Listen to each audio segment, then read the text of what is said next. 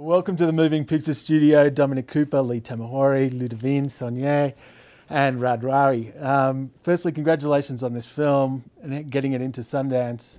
Getting it finished. Getting it finished. When did you finish it? Finished it in May. Finished shooting in, no, we finished in March. We finished shooting in March. Finished the film 3 weeks ago. Have these guys seen it yet? Only the gentleman to my right, I suspect. Have you seen it? No. Oh, I haven't. No, No. okay.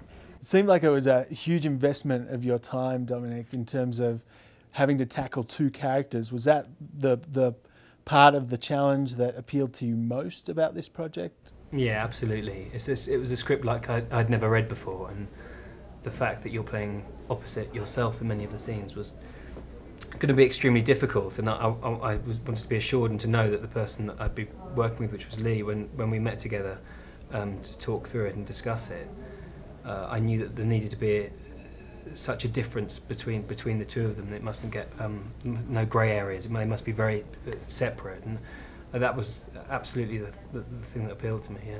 Did you have to get involved in the politics of the region as well, or did you allow that to be like a secondary thing to the character?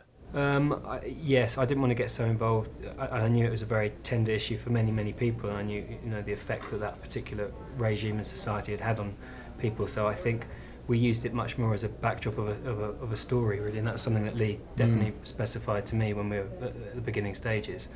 We didn't really get heavily involved in the political world surrounding it so much, did we? Yeah, it's a no-win situation to climb into the politics of the story. Even I didn't, even though I'm personally kind of obsessed with the politics of kind of dictatorial regimes, and that's one of the attractions of the story to me. I didn't want everyone else or even myself to get drawn into it, because it's a very contentious story, and there's no winners out of a story like that.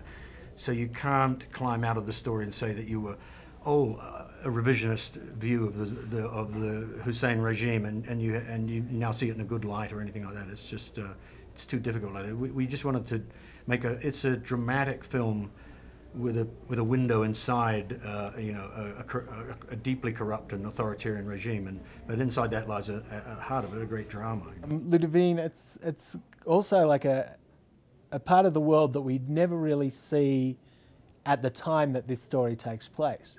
We see a lot to do with the war, we see a lot, but there's been a couple of films, like I think The Kite Runner, which was set in Afghanistan, and this film now set in the 80s in Iraq, showed that these places were fairly glamorous at one point in time, and people were partying as if it was the 80s anywhere, and the fashions and all that sort of stuff. So as part of the glamorous contingent of the movie, how much fun was it exploring that side of something that no one's ever seen?